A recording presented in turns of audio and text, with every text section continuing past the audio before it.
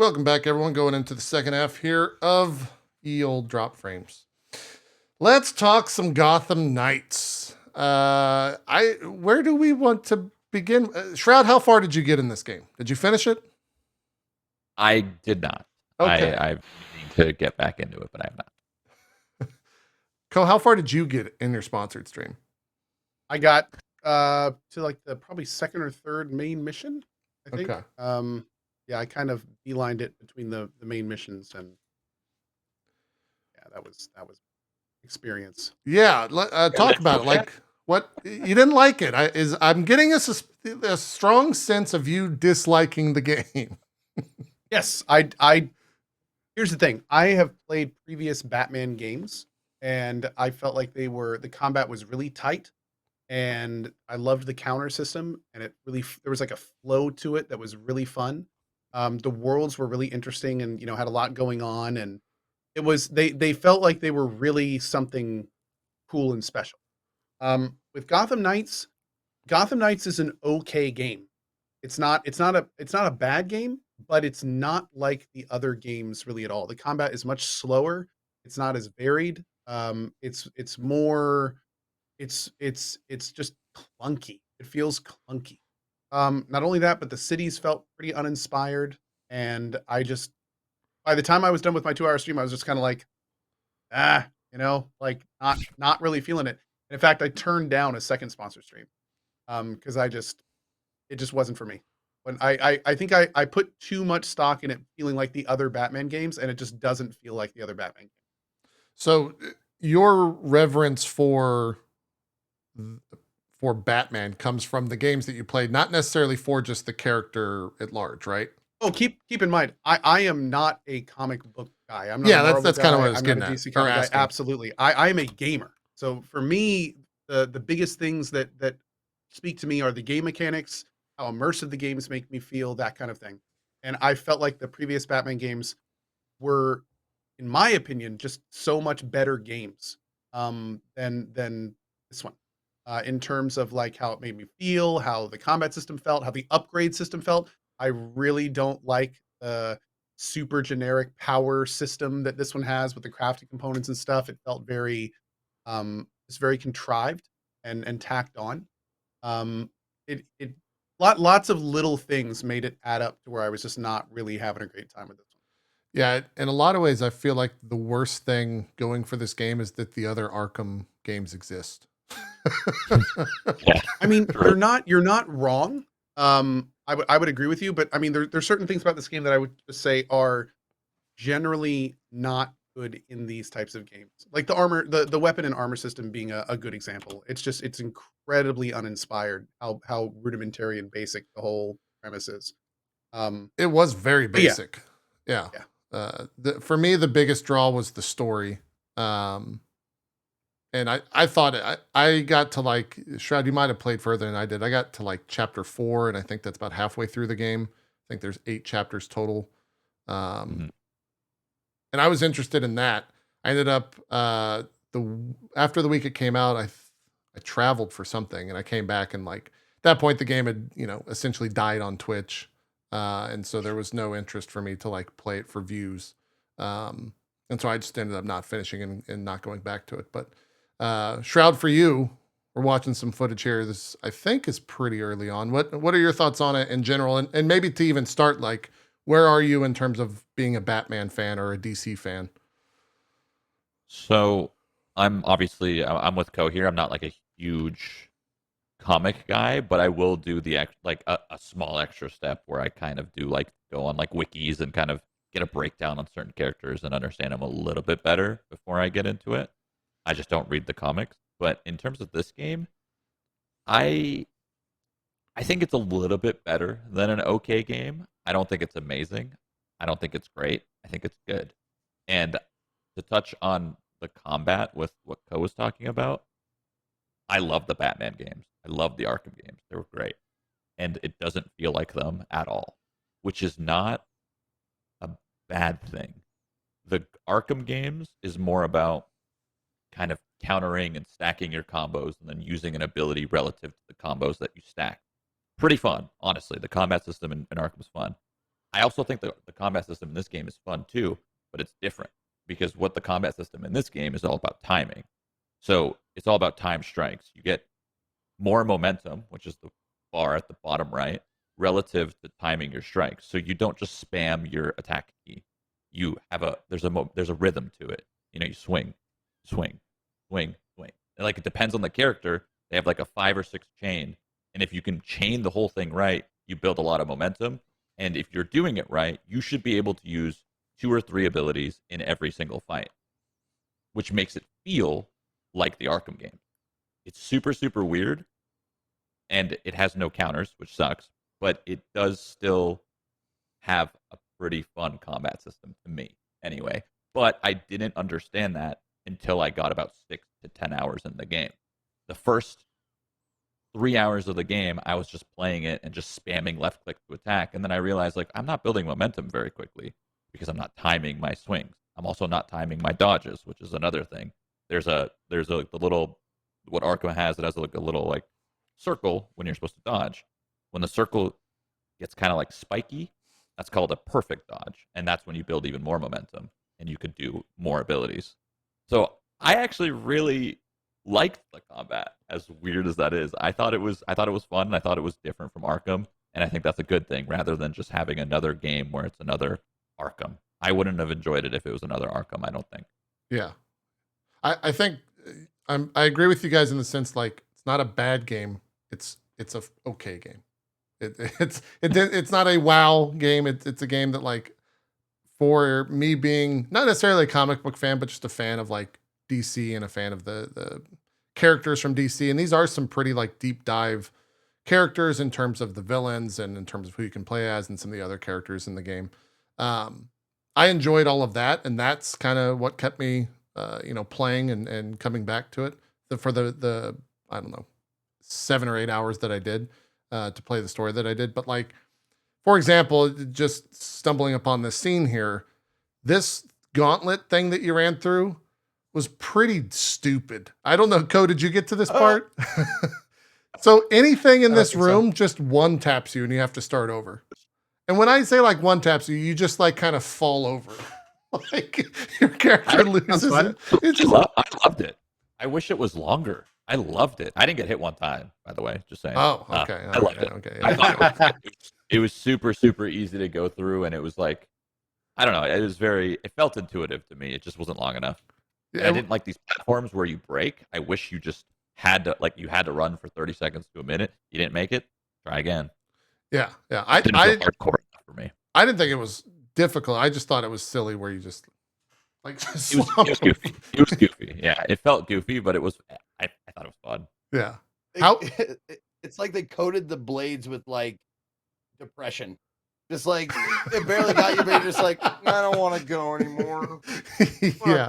Yeah, for sure. I think there's also a part of me too that having watched a lot of the Callisto Protocol footage where they show the character like getting absolutely mutilated when he goes up against a saw, to just see this. They're not going to do that to Robin, right? Like I'm sure DC was like, you can't mutilate our characters. No mutilation of our IP whatsoever. That's why it didn't happen. But yeah, there was probably some bias there for me. I know you played a lot of it co-op. How is the multiplayer? I only played single player, and I think Ko only played single player. How did you feel the multiplayer aspect was?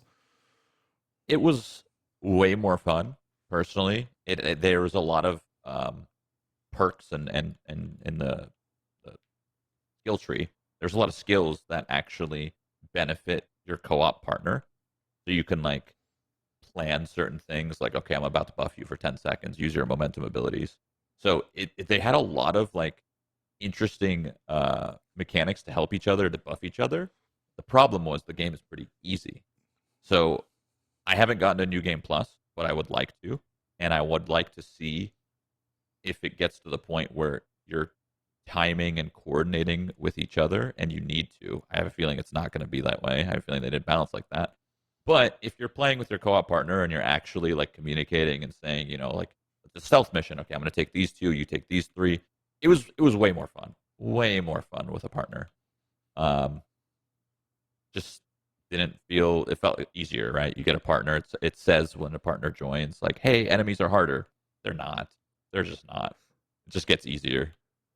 Can you res your partner if they die, or do you just fail? What's that process like? You get downed. Yeah, when you die, you get downed for like 30 seconds, and I could come by and pick you up, or you just can like cancel it and respawn nearby.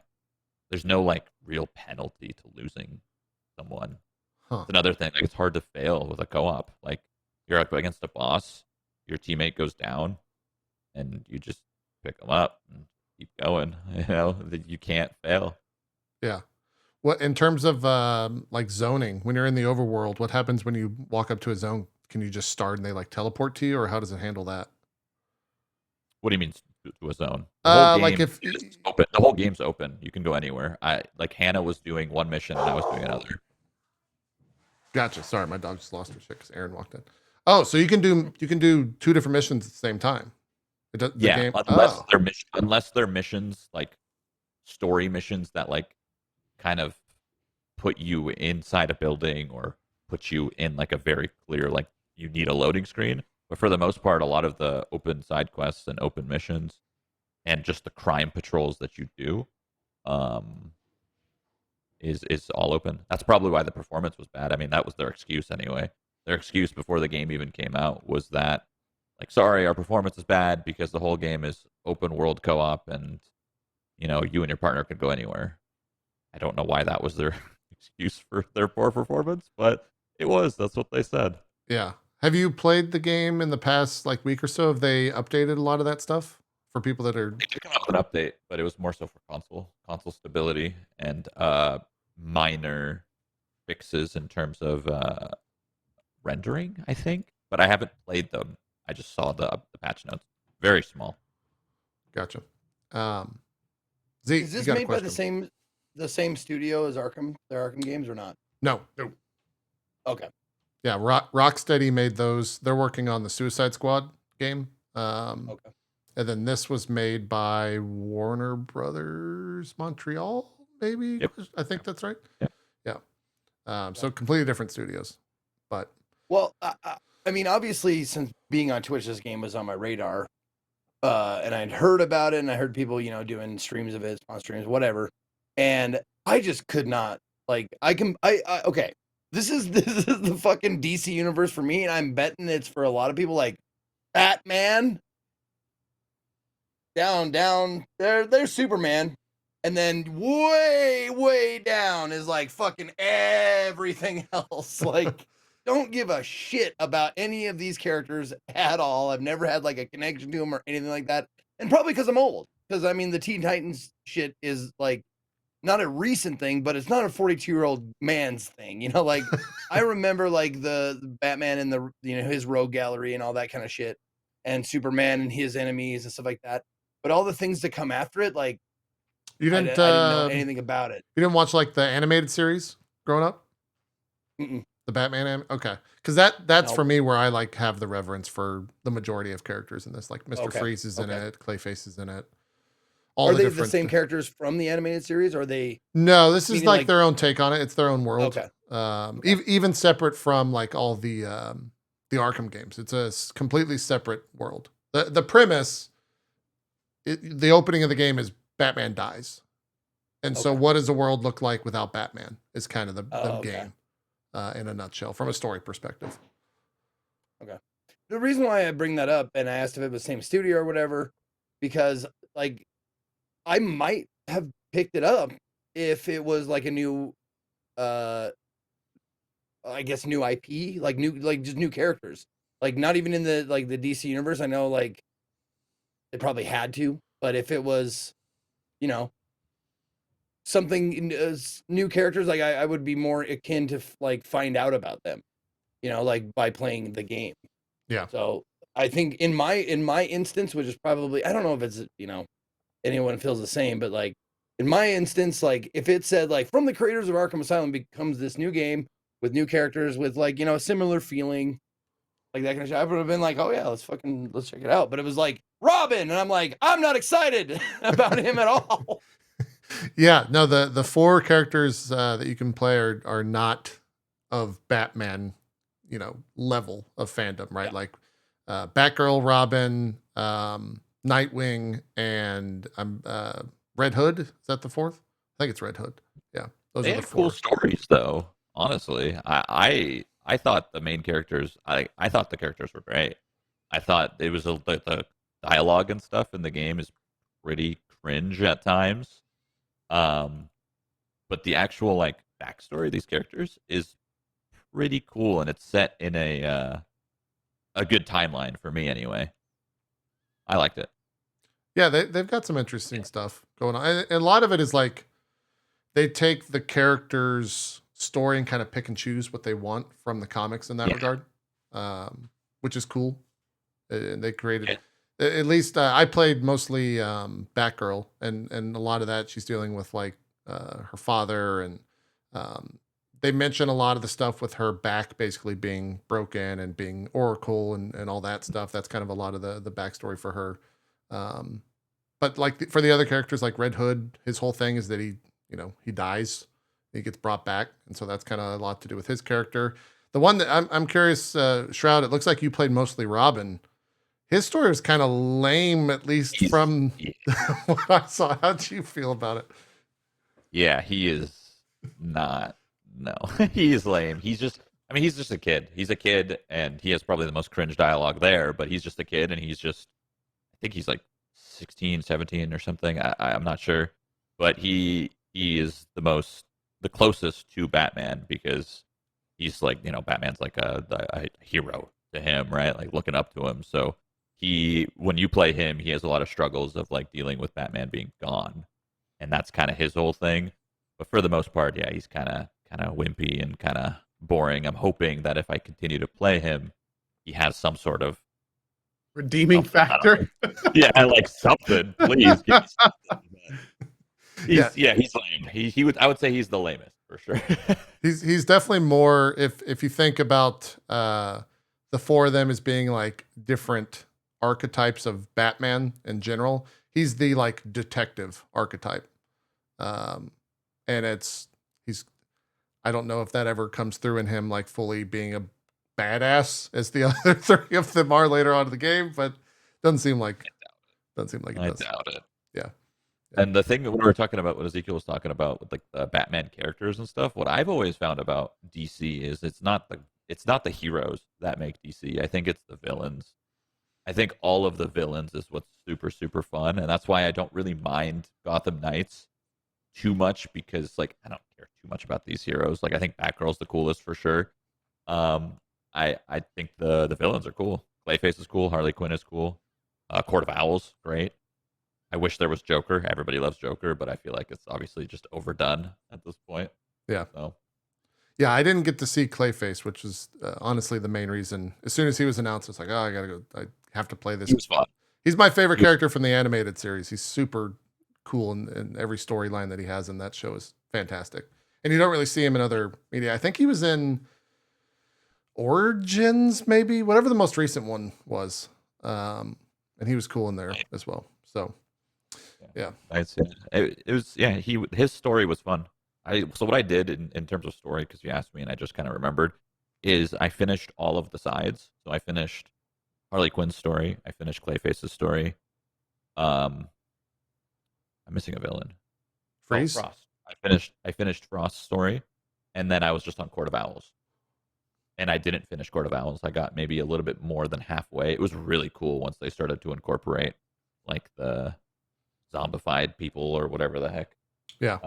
And this crafting system was not it. It's pretty like I don't want to say half baked because that seems rude to the dev team, but man, it seems really like topical and like or not. I don't know, just light. I don't know how to say it in a nice way.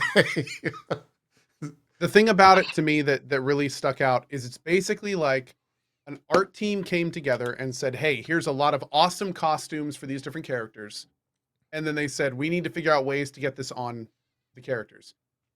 And instead of them having like a deep intrinsic system that was, something interesting or new, it's it seems basic. The whole thing feels Yeah. basic. It's like the most generalized basic system you could do to put armor using any type of metrics onto these characters. It was and the whole like crafting system seemed a little just, yeah, I don't know, man. It just did not, it didn't feel good. It didn't feel Yeah. good when I played it. Yeah. It would have feel felt good. better if you didn't get. Well, I guess this might have been me only, but I got like the best edition, and they gave me a bunch of like the salvage and stuff. So I never ever had to grind for Same. a single like difficult upgrade or whatever, like piece of gear. Yeah. I You just get got like, it all. And I was like, oh, that's great. yeah, I remember the upgrades were like 30 and 40 per upgrade, and you get like thousands. I don't know if the like level 30 stuff is thousands when it comes to upgrading, because I think I It hit is. like, oh, it is. It gets there because I was like in the 16s, and it's about like 1.5k per like purple material, so it gets up there. And I know if I keep going, I'm gonna need to grind. Hmm. But for the whole beginning of the game, there is no like grind really. Yeah. It's pretty. It definitely takes away that aspect. It's not like a bad thing though, because like think of a lot of like Ubisoft games where like you come in and you're playing Valhalla. Like I think this game is much better than Valhalla. I think it's much better than any recent Assassin's Creed game, just because they did the open world a little bit more intuitively. The open world in a lot of these games is you come out and it's just a bunch of little icons. Go here, do this. Go here, do this. It's just all unlocked for you. What I did actually like and appreciate about this game is they did try to change and fix that. So each time you leave the main HQ, you're doing like a patrol, and you're stopping these little petty crimes and interrogating and investigating them.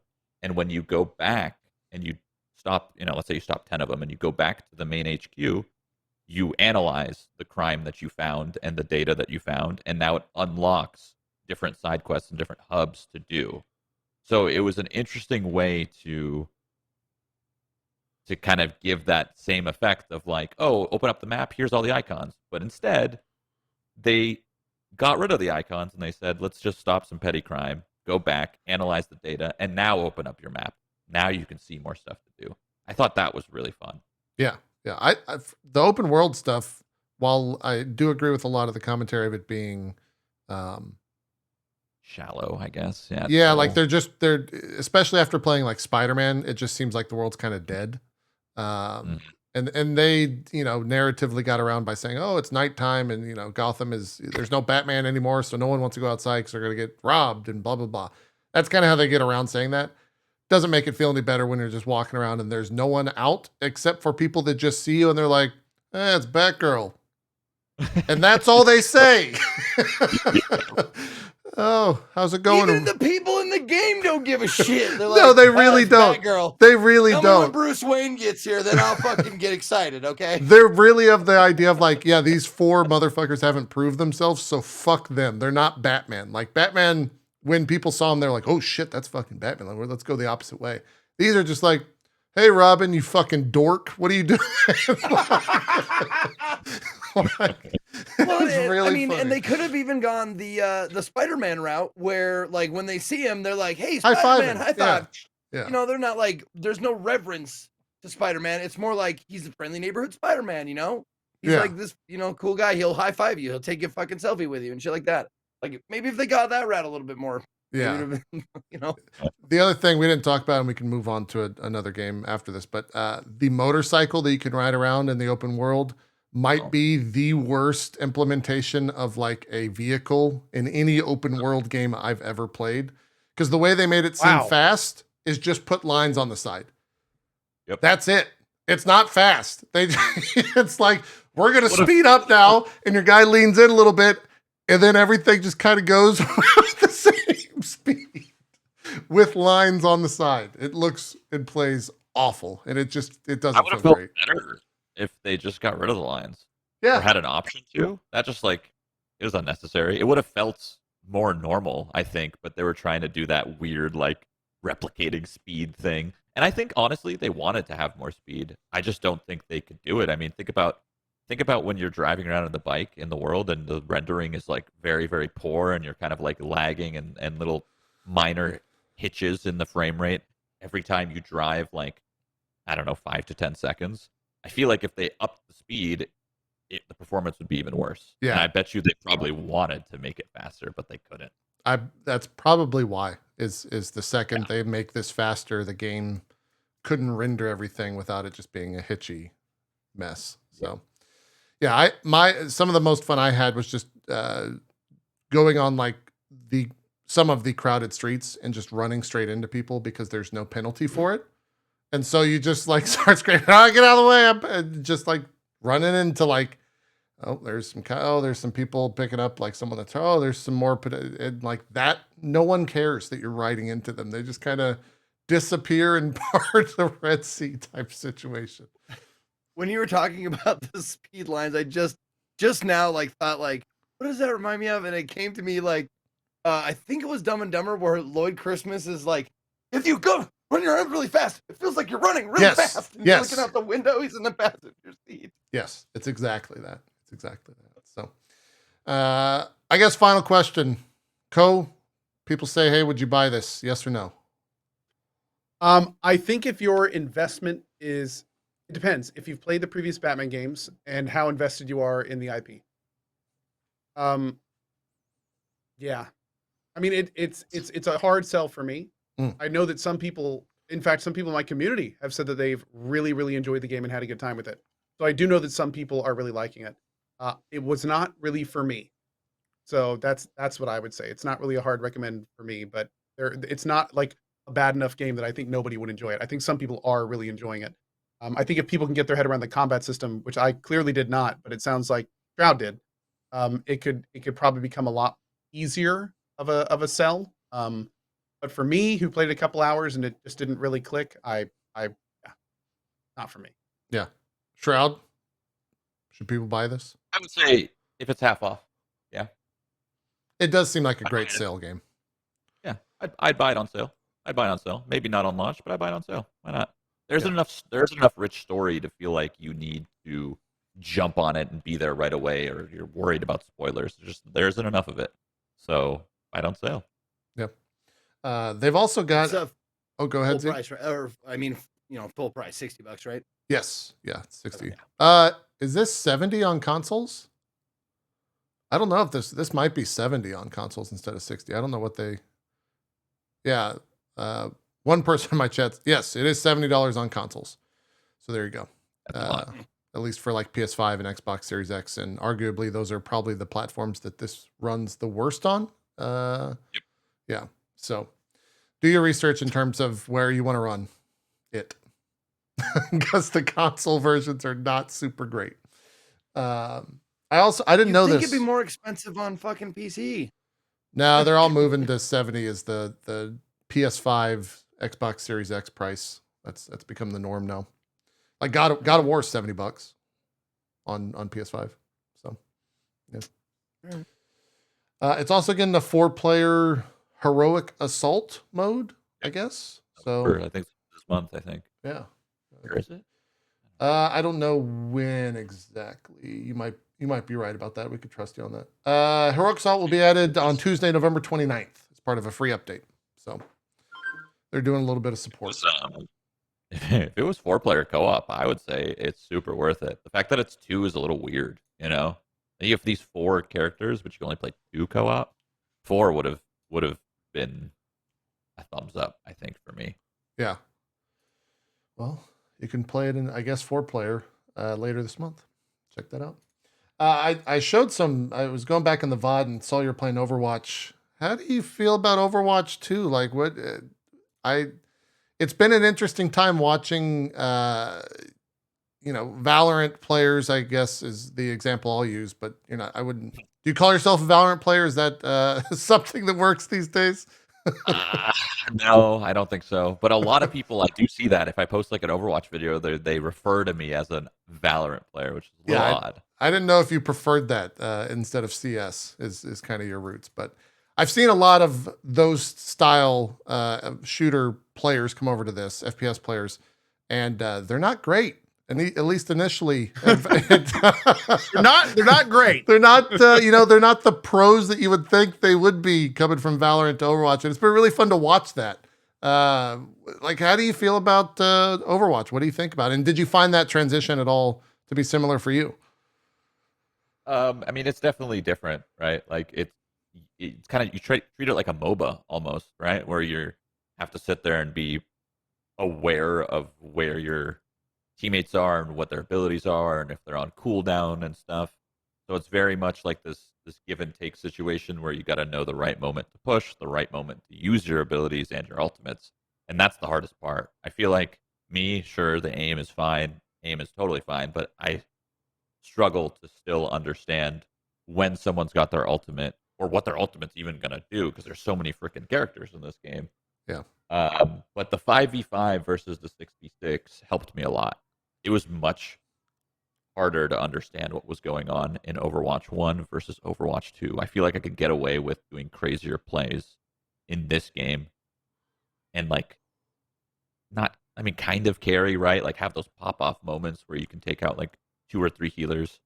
That felt impossible in the first one. They were just behind 2 shields and it would never happen. So how do you feel about like the matchmaking in this game in terms of how it actually, ranks and does all that stuff? Because I have my own issues with it. I'm curious what yours are. If you have said issues with it. I don't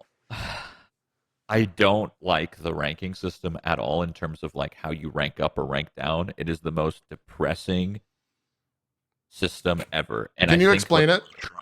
Yeah, I'll explain it. But what I think they were trying to do before I explain it is they were trying to fix the matchmaking depression of when you play a game, lose your rank.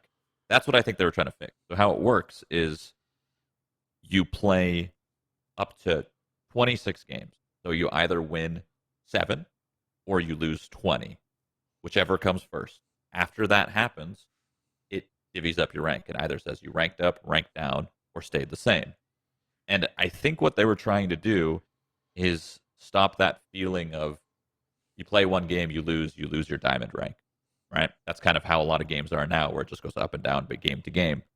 But what ends up happening is you play potentially 26 games if you win 7 and lose 19, or you win 6 and lose 20. So you potentially could play 26 games to then derank, stay the same, or hopefully rank up. And it usually, to me anyway, even being in the low plat diamond ranks, I usually end up losing my rank. So it's very, very depressing seeing myself play 20 plus games and nothing happen. Yeah. I've seen there's countless clips of countless content creators streaming this, and they're like, oh, okay, we won 7. Let's see the change. Then nothing happens. And I think that's actually the worst feeling, to not D-rank, to not gain rank. It's just to be the absolute same that you were prior to those games played. Some of the funnier clips are watching Tyler One, who did a bunch of sponsored stream for this and even played after the sponsored streams. And he would, do all that. He'd start begging Blizzard, please, blah, blah, blah, blah, blah. And then it happens, and then he's just fuck this game. This game's fucking dog shit. I'm not fucking playing this shit ever fucking again. You're going to kill the game, blah, blah, blah. Like that, it's fun to watch from a content perspective, but if you're in that moment as a player, it feels bad. And it seems pretty core to what they're trying to do, and it's not something that I think they can just rip out. It seems like this is what they're going to stay with. And as far as I'm aware, I haven't seen any blue post. I haven't sought out any blue post about it. But it seems like it's here to stay. And this is kind of what they're doing, and going to try and hopefully, tweak anything that they can so that players do feel rewarded, or, if they do need to step down because they're getting absolutely demolished at whatever rank they're playing at, then that happens as well. But it's a rough go. It's a rough system. Yeah.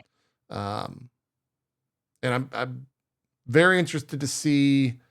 They've got another season they just announced. I think it's happening on December the 2nd is when season 2 announces, because they had their finals this weekend. They announced a new hero. The new hero will also be in the season pass, so you can either play, the hours required to grind said hero, or you can buy said hero. just like you could with Kariko. But the numbers are telling. Like, people are excited and talking about Overwatch again, where they weren't, 6 months ago. No one was playing this game at all, and now it seems to be given kind of new life. I just don't know what's going to happen 6 months from now, right? Like, are people still going to be hype about this? Are they still going to be playing it?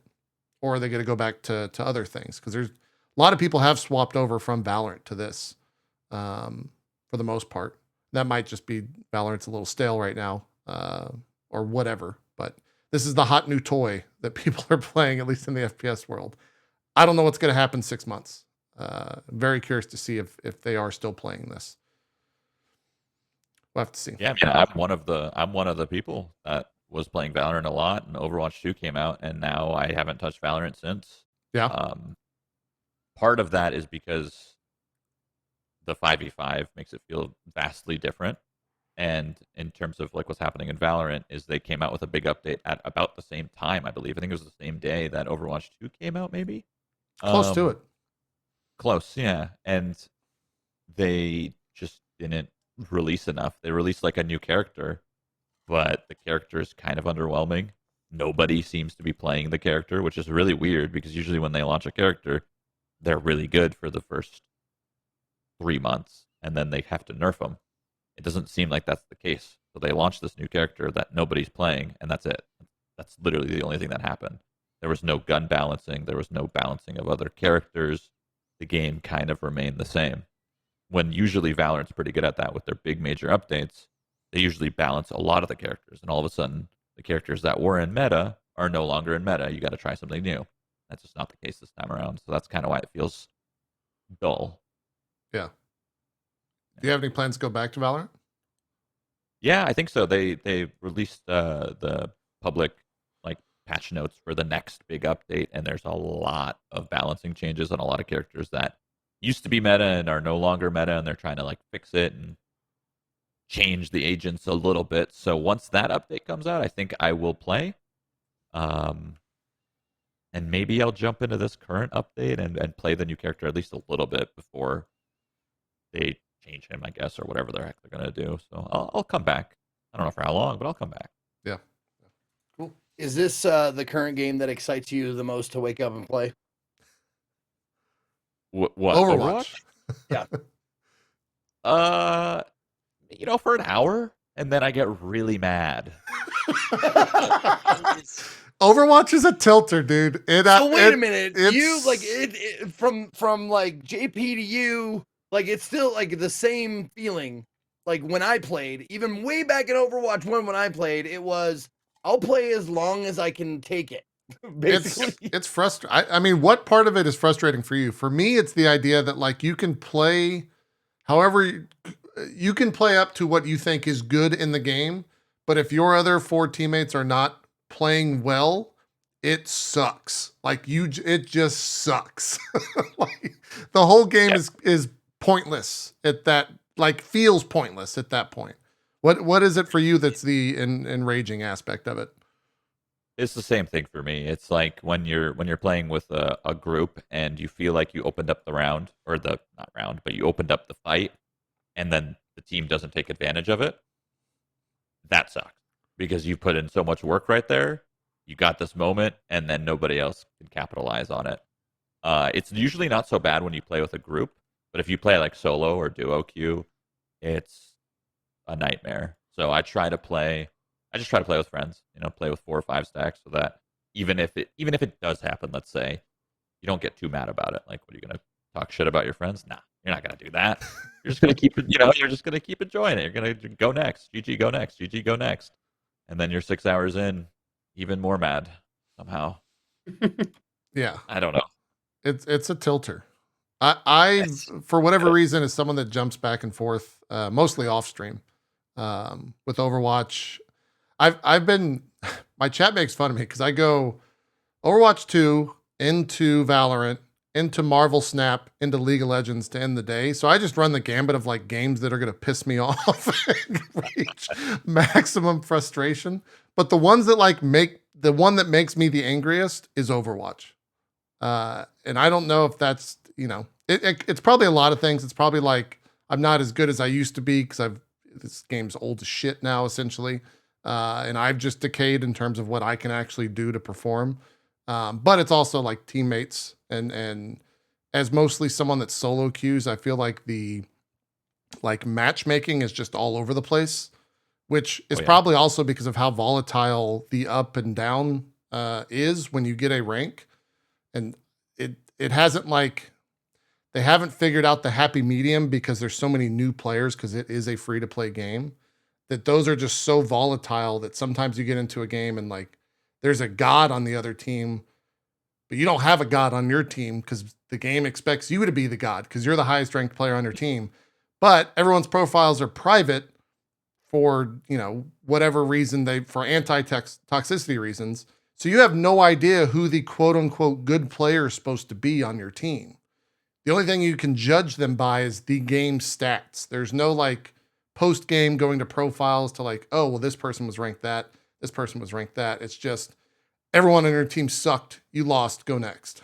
Like that's all the information you get. Everyone's bad. Yeah, everyone performed bad. And I really dislike that aspect. I understand the idea of like some people could do what I'm talking about and going and looking at profiles and say, man, this person really sucked. Let me message them and tell them that they fucking sucked, right? I just want to know what is going on. I want more information. And Blizzard can't do that because people are awful on the internet, is I guess how I look at it. So that's like some of the more frustrating aspects of it for me. But So, JP, you rattled off a bunch of games. Which is there one standout that's the most toxic? most toxic in term, Yeah. so not most frustrating, but most toxic. Yeah. I mean, I think it's between League or Valorant, but they're two different types of toxicity. League doesn't have voice chat, but there's other ways to troll in League compared to like in an FPS. But Valorant has voice chat, and people get real fucking toxic in voice chat. And it's also more personal when it's voice chat because it's like a person. It's not just text. It's some like 14-year-old saying like, homophobic slur, blah, blah, blah. Go fuck yourself. You're trash. Get the fuck out of here. And you're like, well, that's a 14-year-old telling me that. That's upsetting. Like, that's annoying. There's a 14-year-old doing all this shit. And it could be anyone. But it's the voice chat aspect that I think is more toxic than any. But they're different toxicities. Like Dude. Overwatch has that as well, where it's voice chat as well. But I think you can get by in Overwatch. Upsetting? What? That it has voice chat? No, I just like that. I am being berated by a 14-year-old. Oh, It's upsetting. It happens a lot, especially at like the lower ranks and like the gold. I forget whatever gold and platinum. I guess is where I'm generally playing in Valorant. It's all just a bunch of like young kids for the most part. So this will never happen to me, obviously, because I'm now no good at anything. But I'm wondering, like, don't worry, Shroud. It's just a thing. He's okay. He's all right. No, if he's in therapy. You, JP or Shroud or anybody like that, like I was at a professional baseball game. I was at Fenway Park and I was sitting in left or right field. I can't remember. And this dude next to me, like not just this dude, but a few people on their fucking phones had their fucking wiki out about the fucking left fielder and were calling him out very personal things like, oh, yeah, your grandma Mabel looks like she's not doing so hot, huh? And like they're just shouting shit because of the wiki they had open. Does that happen, or is that just like no one goes that deep? Well, like I was saying, Overwatch you can't, because in Overwatch all profiles are private, so you can't actually click on someone's profile and see anything about them. Okay. And so if you're just I think. Where Valorant is better in that regard is Valorant has like a streamer mode or like an anonymous mode to where it doesn't say anything about who you are. You can still kind of figure out who someone is after the fact, after the game, but Valorant is better in the middle of the game. So like if Shroud is playing, and I don't know, do you use the Shroud tag when playing Valorant, Shroud? Yeah. Do people do you use the streamer mode, or is everyone at your rank kind of already knowing and already stream sniping and yada, yada, yada? Like, does it help you at all? So I got bad news for you. Uh-oh. yes, I do the streamer mode, and so does most people. But Valorant's API is really easy to access, and there's tools that, like Overwolf, for example, then you just could instantly see the second you join, you'll know every single person in your game. In the The moment? streamer mode is nothing. Oh, In the moment, yeah, yeah. Their API is just free to it's open. access. So like all these programs, just like second you load into a game, they know what game you're in. They know every single person in there. It doesn't matter if they have streamer mode. So current Valorant does not actually have a streamer mode, I would say. Oh, Sure. Yeah, it's got the in name, but their API is open, so it doesn't necessarily. Yeah. Okay. Yeah. Well, no one knows who Anyone the fuck I am, so I kind of skirt by that. But I could see in your case where they're like, "Oh shit, it's Shroud. Let's say stupid shit on voice or throw or yada yada yada." Yeah. Yeah. I get that. The higher rank You you know- go, the worse it gets, actually. Yeah. So Because Yeah. in terms of what, stream snipe or just everything? yeah, stream snipe, yeah. That makes sense. Nobody. The higher rank you go, I would say there's less toxicity because most people are afraid of a streamer being on the team, so they don't say their bad shit. Weird, but Yeah. so the toxicity might go down, but the stream snipe and stuff will go up if you're a content creator for sure. Yeah. Because people want to win, they want to get highest rank. Yep. They want their Yeah. their RR. So Yeah. frustrating for sure. Anyways, that's competitive shooters in today's modern age as a streamer. fun. Just a side note, I wanted to ask. I mean, you're a known entity in the competitive world. Do you have to like be on the fucking ball like the second the name opens up? You have to be like, claim Shroud. That's mine. Like, how hard is it for you to like get your name? Yeah, no. I probably don't. I most of the time don't get it if there's a game launch that has the unique names or whatever. And I'm waiting for it.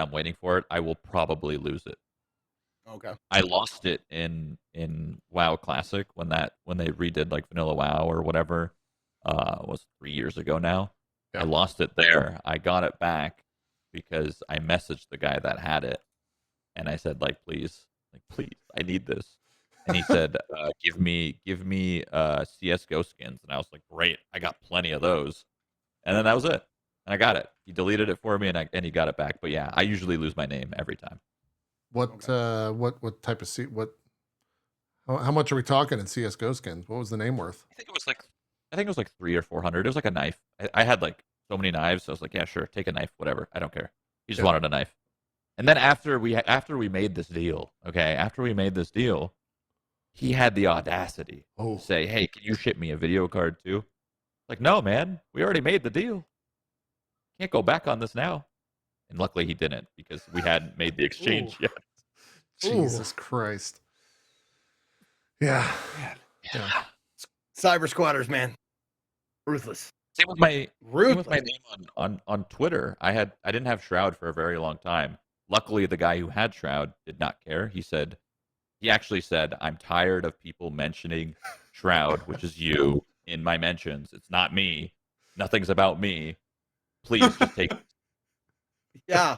I can Make see it that. Stop. I can see that. Yeah, he just wanted to stop. So now I think his title's not Shroud or something. See, he is I have Shroud. the opposite problem. I love it personally when people mistag me on NFL Sunday and Monday Night Football and shit. I relish it because people think they're tagging the running back for the Dallas Cowboys a lot of times, and they're actually tagging Ezekiel the Third instead of Ezekiel Elliott.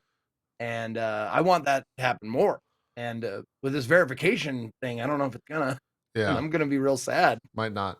I've got a my favorite instance of talking about this subject. I have a friend who has the Twitter handle Will Smith. And Oh, so God. when all that shit happened with Will Smith at the Oscars, his Twitter was ground zero. and he kind of trolled it at first, and then he was like, this was a giant mistake. I should not have brought on the wrath of the internet, because then for the better, I mean, it had happened a lot up until that point of just being mistaken for, Will Smith, the actor, but it didn't hit its pinnacle point until all that drama happened with Chris Rock and Will Smith, and he was just like, "This sucks. This is absolutely the worst." And he regrets it a little bit, but yeah, it was a lot of fun seeing all that type of stuff. Zeke, I mean, just have a million strangers call you a piece of shit or whatever. Like, oh, even if it it's was not, worse than that. Don't mean you. It's just like you look at it and you're like, oh. Yeah, it was bad. It was real bad. Zeke, a question for you, because we only have about 23 minutes left. Okay. Is that enough time for you to discuss Metal Gear Solid 2 in your first playthrough? Yes, actually, I can actually sum it up pretty quick for you. Okay, Ready? I'm interested. God, I here need we to go go. back and watch your reactions to the end. I've watched a lot of the other VODs, but it's been a fun ride watching you interface with that. So I made this specifically for the game. Anytime someone in chat says why, how, or any other question, penalty. You get 2 of these.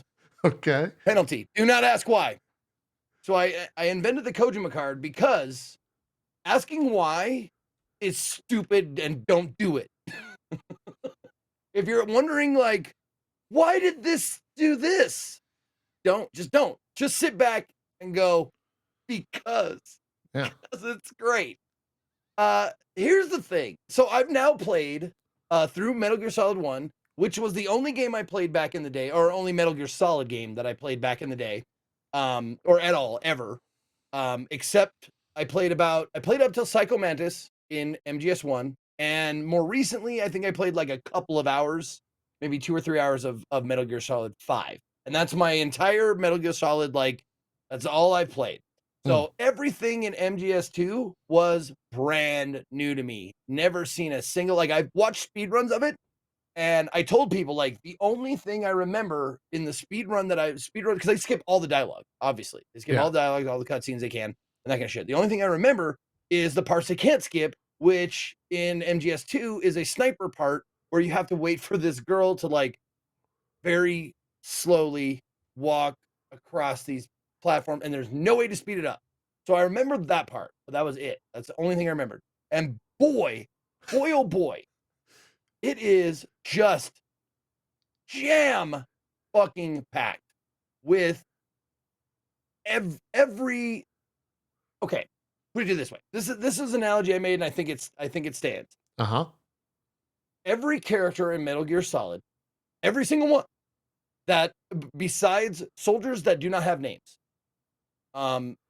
like just random, the ones you knock out and try to get past or whatever. Every single person that has a proper name in Metal Gear Solid, it's like professional wrestling. They all, to a person, every single one that has a fucking name in that game has a backstory with no less than 3 twists. Yeah, If they do not have 3 twists, they have one thing they do, like Johnny the guard with diarrhea. Yep. He makes a reappearance. He's like a reoccurring thing. Oh, he's a major character. He has one, arc, one story arc, and that arc is, I'm guarding you. Nope, have diarrhea, must go. Yeah. I'm Johnny the guard from the last game. Oh, hi, what are you doing here? Never mind, I have diarrhea, I must go. That's it. Every single other character has at least 3. Now, if you are a character that is in the codec, meaning Snake or Raiden or Pliskin or whoever can call you, that means you have no less than 6 twists to your story. And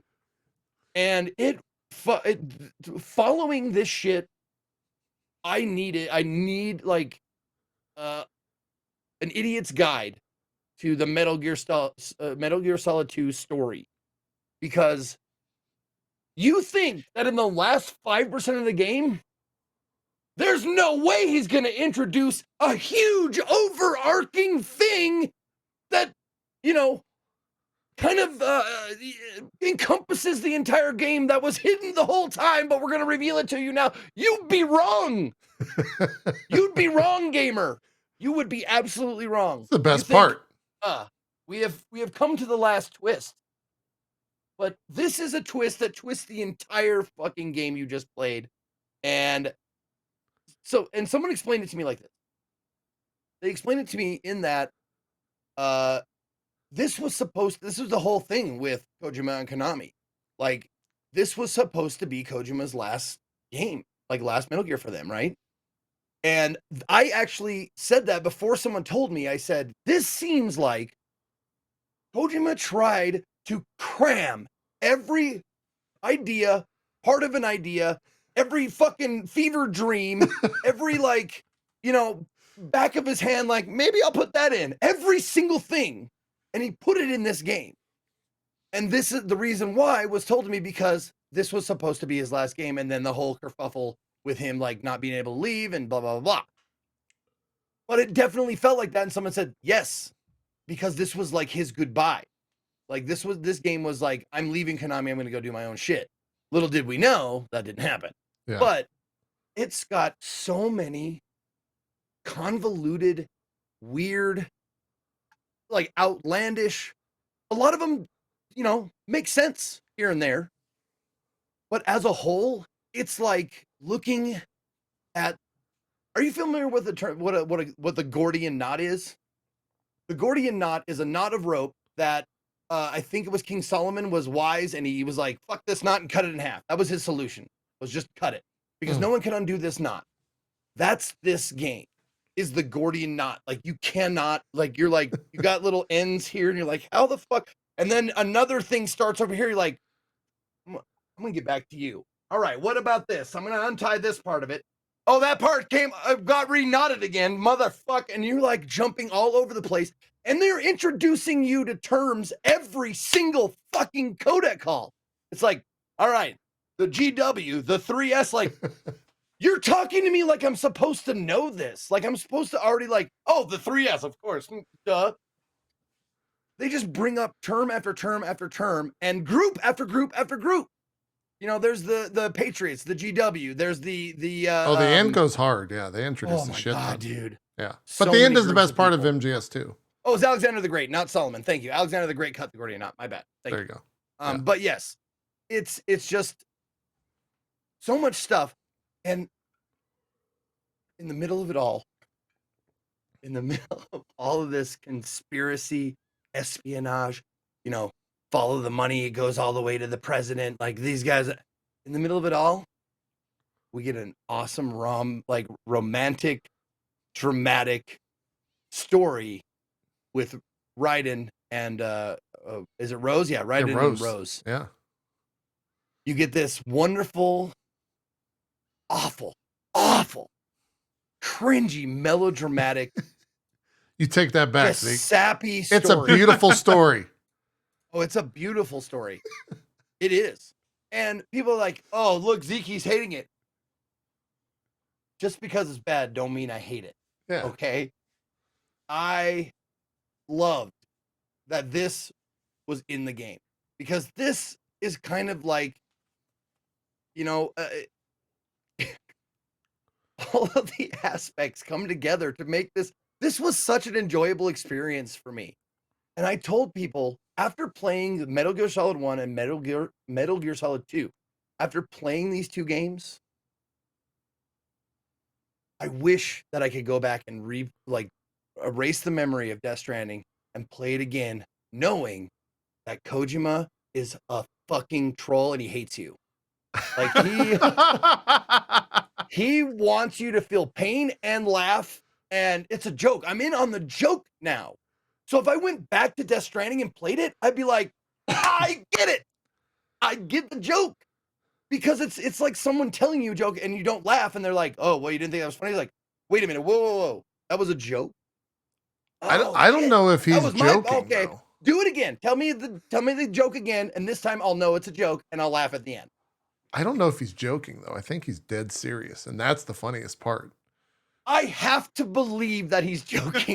No, I think Kojima is. I think he's pretty serious. I think he's pretty dead serious about the stories he wants to tell. Sure. Yeah. But would you then agree that when the professional wrestlers are telling their story, they are telling it seriously too? And it's not a joke. Sure. But it is a joke. because it's not like real. I think this is You know what I'm very saying? real No, to Kojima. I think the situation is this is a why not both situation. I have That you never might be right. played Yeah. any- It's a why not I've both. never played any Kojima game. Really? Oh, Not one. you should one. be studied in a laboratory and subjected to Kojima games. I feel like it would be a fun experiment. Sounds like a roller coaster. Maybe I should play Death They Stranding. are a roller coaster. I don't know if you should Absolutely. start with Death Stranding. You might be confused.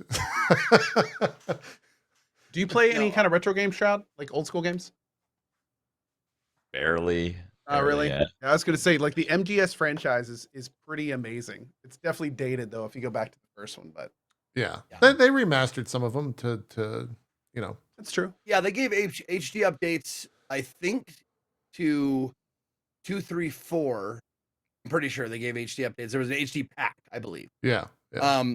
But I actually played the Metal Gear Solid 2 on the PS2 Slim with all the nostalgic fuck ups, like won't read the disc, clean off the fucking optical eye with the Q-tip Nice. and alcohol, like all of that stuff, and it was great. Oddly enough, yeah, but getting back to your point, the graphics, yes, they work actively against you sometimes. And if you want to see what I mean, there's a swimming section of this game where you can't see shit. You can't see shit, and the controls are shit, and everything is shit. And I laughed the entire way because I knew it was a joke. It was a joke. It had to be a joke, or he hates me. He hates me, the gamer. One of the two things is true, and I'm gonna say it's a joke because I don't want to think Kojima hates me. Might be true. He might just hate you though, specifically. True. I hate you and only you. Yeah. Yeah. Uh, That's very Kojima-san. Yeah. But yeah, dude, it like as a like I'm so glad that I didn't play these when they came out, 20 years ago. Because experiencing them now, as an adult or as adult as I'm going to get, it was so phenomenal and wonderful. And I normally don't I'm a very thorough gamer, and I relished every time I did something in the game because I was like, we gonna call everybody on the codec and talk about this. Like I just like beat up this vamp guy. And I was like, I can't wait to see what everyone says about it. And usually I'm like, it's like a chore sometimes, if the story's really good, it's not a chore. But this one was just a delight. Yeah. Every time I got They'll a codec reward you. call, I was like, answer right away. What do you got to tell me? Yeah. They'll reward you. That's also why people, I think, love Kojima games. It's because he goes that distance, right? So, Shroud, you gonna play Metal Gear now? Almost 23 minutes. And no, that did not sound fun at all. Is that weird? No, I don't know. I can't tell if you're happy or upset. I think you're upset. That's To kind be of fair, general that's Zeke's. kind of a general Zeke. Yeah, thing. that's Yeah, Zeke's demeanor. yeah. I think in It's general. kind of normal. Yeah. Yeah. I seriously, it's something I've had to tell people a lot of, especially people who don't know me all that well. It's just because I'm yelling or frustrated or angry or upset doesn't mean I'm not enjoying myself, because I think that's where my joy lives a lot of times. In fact, yeah, sometimes the more angry he is, the more he's enjoying things. It's very true. Fair. Yeah. Okay. It would be like But the inverse of for you when it comes to Overwatch, Shroud. Okay, let me ask you this, Shroud. Have you ever played a game, seen a movie, watched a television series, and one of the main things that you say while watching it or afterwards is, what the fuck just happened? But also you go, that was awesome. It's like a confused enjoyment.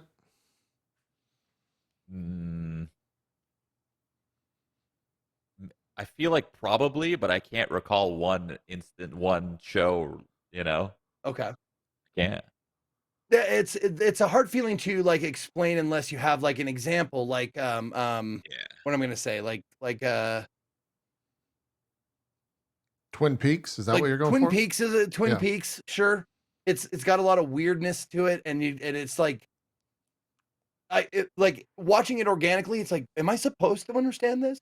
And then you get the confirmation, like I didn't either, and you're like, oh, good, okay. Well, I loved it, you know, like that.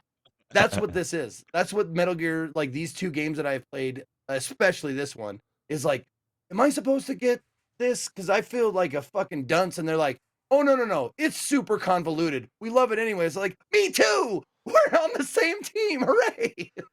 Yeah, I'm trying to think. Knowing what I know of Shroud. It's like Interstellar. Yeah, Interstellar. Sure. Because it kind of like ends and you're just like, well, that didn't make much sense, but it was great. It was provocative, if you want to go there. Yeah. Interstellar's a good one. But if anyone's wondering, yes, I'm relishing the idea of continuing these games, but it's God, I hate my brain. I just think of analogies. I think it's in Hunchback of Notre Dame, the Disney movie, where Frollo is going, no, don't whip so close together. You don't want the last whip's pain to dull him to the next. I don't want this torture, awesome, wonderful torture that it was. I don't want to put another one right on top of it, because I need to let this sit for a minute. I need to let this I need to let the pain and joy envelop me, and then I'll go back. I'll move on to the next Metal Gear game. But yes, I will be doing a series playthrough as long as they stay as good as this, or they get better, blank as this. They get better. Metal Gear Solid 3 is fantastic. 4 is also just like, it just gets weirder, right? Instead of 6 twists, it becomes 12 twists and then 24 twists. I don't believe you. Okay. Yeah. I'm just kidding. I absolutely believe you. Yeah. I was gonna say, yeah. It gets weirder. Is there like a modern one that 5 I could maybe dabble in? 5, yeah. And 5 is like kind of existing on its own. Like in some ways. It does have some like callbacks and things that you won't necessarily get, or you won't understand the fanfare as it's happening. But 5 is modern for sure. It's also very long. And your prowess with a mouse and keyboard would actually benefit you in 5 somewhat, as there's a lot of shooting, a lot of aiming and whatnot. It's got a pretty good PC port, so yeah, it's out there. It's a crazy thing, crazy game, crazy movie, whatever. When you feel insane talking and explaining it, talking about it and explaining it, I feel insane trying to like convey what it is. Sure. Well, you sound it. Yeah. Thank you. I love it. Co, 5 minutes, Dave the Diver. Very good game. Love it. Fantastic. Yeah. Have you finished it? So good. Are you? No, I've not finished the early access. I have put so much time into it, and I have not yet finished it. It's the game that keeps on giving. Dave the Diver is a game where there's this giant blue lagoon hole, and it's roguelite, so it changes like every few days that you go into it. And you spend part of the day diving down and hunting fish with spears, and then at night you run a sushi restaurant and you cook all the fish that you catch. There's like all sorts of quests and like all sorts of crazy stuff, and it's great. Actually amazing. It's such a fun, chill, relaxing game. Yeah, it is so good. It also totally blew me away. It also starts off like very simple, and then it just keeps adding on like so many different elements. And so when you're 10 hours in, you're doing like 20 different things at once, and all of them feel very fun and rewarding.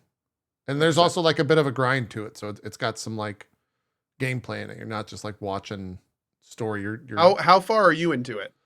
I know I'm not where you're at, because I tuned into your stream yesterday and you were doing something I have no idea what it is. I mean, I know what it is, but I didn't know that it was going to go that far, if that makes sense. You probably know what I'm talking about, but I'm not going to say 100%. For the rest of the people. Yeah, the game goes places in a fun way.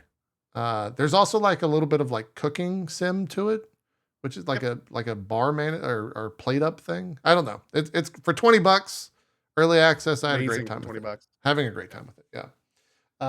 My chat would be upset if I didn't show you this as our game to close the day. I don't even know how to talk about it, but let me find footage of it because it's a little weird. I don't know if I can actually, if I found the right VOD. One of my mods plays a lot of like anime games, Genshin Impact, whatever that other one was that came out. There's a game that just launched on mobile called NIKKE. Oh God. NIKKE. NIKKE something something. Okay. It's bad. Just to preface it. It's called Goddess of Victory NIKKE. Oh God. And I've paused the screen here. Ooh. Here's our two characters. Zeke, I would like you. How do you pronounce that character's name right here? Where my mouse is? Oh my.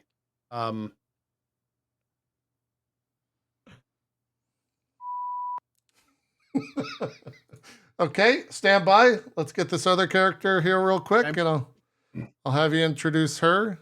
Also, we could stare at the great graphics here that exist in this incredible mobile game that I thought the FBI were going to be called on me at the end of this thing because of all the fucking lolly shit in it. But we're not done yet, Zeke, because there's one character I really want you to meet to the right of the one currently on the screen. Okay. We'll just wait. You can read the incredible dialogue here. Now, can you give it away? Can you tell me, like, did they ever pronounce it in the game? They pronounce her name Rapi. Rapi. Now, how do you pronounce this one, Zeke? Right here. Oh God. I think the proper pronunciation is Joy Button, but I'm not positive. I think my pronunciation might be off. It's Anise. What are you guys talking about? Her name's Anise. It couldn't be anything else. You fucking weirdos. Why would it be anything related to anything? So this is the rapey anus thing? Good Lord, man. You know, I don't know what's going on with these devs, but it's wild game. Anyways, I'm not even going to talk about the gameplay. You've got those two characters. Yeah, I was going to say there's absolutely no need to continue about this game currently. It's the gameplay actually is kind of funny. Come to think of it. Here's the gameplay. You know, the ones where they shoot and the characters just sometimes don't have pants on, and it's all very animated. Pretty standard war. Pretty standard stuff. Yeah. Well, look, tell me won. They were thinking of the player, and you could absolutely play this entire game with one hand, right? It's a one-hand game. Okay. It's a one-hand mobile game. Because of course it is. Yeah. Yeah. This game's fucking wild. They know exactly the audience that they're trying to target.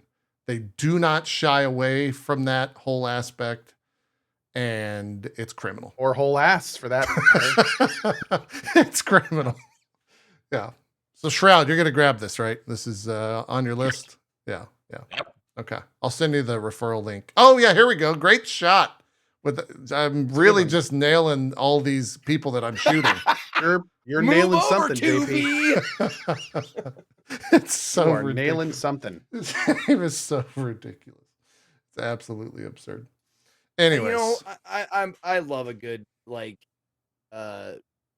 sexploitation. Would that be like fair to call it like a criminal? You know, a pandery. Whatever kind of a game. Criminal. Just cut out the middle, man. I just played an old game. Oh God, come on! What was that old beat 'em up that I played? That actually was really awesome. You guys can help. Chad can help me out. I don't know. But Dragon's Crown. There it is. Dragon's Crown. Oh yeah. And they have like all the female characters, giant, except for the elf for some reason, but giant bouncing titties. Yeah. And asses like you do like an ass stomp or whatever, like you do an ass bomb on a like as one of your beat 'em up moves, and it's very gratuitous and shit. Like you know, I like a game that doesn't apologize for that. There's games. Here's some giant titties, and they're gonna be in your face the whole game. You're welcome. The Shrouds are. I can already see it in his eyes. He's downloading it right now. He's getting it for BlueStacks. Yeah. Ground pound. That's what it's saying. There you go. There you go. Anyways, that's it. We're done. Anyways, Shroud will be back in 8 years this time. Is this how it usually ends? In an absolute dumpster fire. Yeah, that's usually how we wrap the show. Yes, it is, Shroud. Yes, it is. That's how we save the best for last. You know how you were only on, I think, for the first hour 30 last time instead of 3 hours? Now you know why. Yep. It's all downhill from the start. Yeah, to bring it back around. Remember when we were talking about like what the fuck did I just watch and it just sort of ends? Yep. That's correct. That's correct. Let's do some shout outs. Call it a show. Zeke, you want to start off? What do you got going on? Where can people check you out? You betcha. Real quick, thank you to Shroud for joining us. I appreciate it. Second time on the show. Hopefully there's going to be third, fourth, fifth. You know, awesome guest and completely different kind of world that you habitate. And it's nice to get a little peek from time to time. Thank you to JP and Co for being awesome co-hosts as always. My name is Ezekiel III. You can find me at /Ezekiel_III on Twitch, Twitter, and YouTube. Ezekiel III all spelled out on Instagram and TikTok, and probably lots more coming as Twitter dies a horrible screaming death. I will be actually broadcasting later today in about an hour from now. I'm gonna do some Metal Hellsinger. That's gonna be a sponsor stream. I've actually went out of my way to hire a coach to coach me because this is kind of like a streamer competition kind of a thing to see who can post the highest score on a certain level of Metal Hellsinger. And I've reached out to my boy Daniel the Demon, who is really good at the game, to help me for these 2 hours. And hopefully we can post I don't need to be the highest score, just something respectable. So that's happening in an hour. And then tomorrow I'm off. And then Tuesday, we get drunk and watch America do stuff. So maybe we'll do that. But that's all I got. Thanks for watching. Fantastic. Co, what do you got going on? Hello, my name is Co. As always, big thank you to Shroud for being here. It was great having his perspective. It's been great. Awesome. As always, to JP and Zeke. Thank you for that. My name is Co. We got lots of games coming up. We got God of War. Just found an awesome game this morning called Star Deus, which is basically a combination of like Cosmoteer and RimWorld. Been a lot of fun. Got a lot of indie games we're going to be looking at and just all sorts of stuff coming up for November. So hope to see you in the channel if I don't see you here next week. And thanks for watching. Awesome stuff. Shroud. Do some shout outs. What do you got going on? What are you streaming? So, my name's Shroud. Hi. Thank you guys for letting me on the show again for the second time. And not much going on here in terms of games. Honestly, I'm a competitive gamer and there's a lull in some competitive games right now, but if you're catching my stream, twitch.tv/Shroud, it'll probably be Overwatch 2. And in terms of what I got going on, there actually is, I can't get too into detail, but there actually is some really cool things that are happening in the middle of November and then the end of the year. The end of the year is gonna wow everybody, I think, and I can't wait for that to come out. It's gonna wow you guys, and you're probably gonna be talking about it. Just saying, it's gonna be fun. It'll be fun. But that's it. Thank you guys. What are you talking about? Interested. What are you talking about, man? Wait a second. Is this related to streaming, games, all the above? Can we have a hint? Oh man, no. How are you gonna end we it just like got this? we just got big timed. Oh my lord, dude. Wait, hold on. I've cracked the code. Oh. You talking about World of Warcraft? No, Because they've got an expansion. Got an expansion this month, and then they've got the raids. And is this like a troll? No. Listen, I'm not going to say anymore. I've said enough. Okay. I've said too much, in fact. You have. Now Oh. I'm okay. That's a tease. Well, I You guess heard it here. Shroud has announced Elon is buying Twitch. that's true. This mid-November. Thank you, Shroud, for spilling the beans. I will start preparing accordingly. Yeah. Or Shroud's going to YouTube. Could also be true. Gets another bag. I think you owe us because you were on this show and then you went to Mixer, and now I love how he's now like, I'm not saying anything else. And JP, I think you owe us this. I'm not here. I think you owe us. it's true. We made you, Shroud. All right, we all know it. I'm just the one brave enough to say it. Okay, all right. Thanks for watching, everyone. I guess. We'll see you next week. Who do we have? Jericho's on next week. We got DJ Weed on after that. We should have some folks from Twitch as well as some other fun guests coming up throughout the end of the year. Then we got our Game of the Year show coming up probably sometime in January. Oh, as well. man, again. Soon. So that's it. We're out of here. Thank you so much for watching. We'll see you next time on Drop Frames. Have a good one. Bye-bye.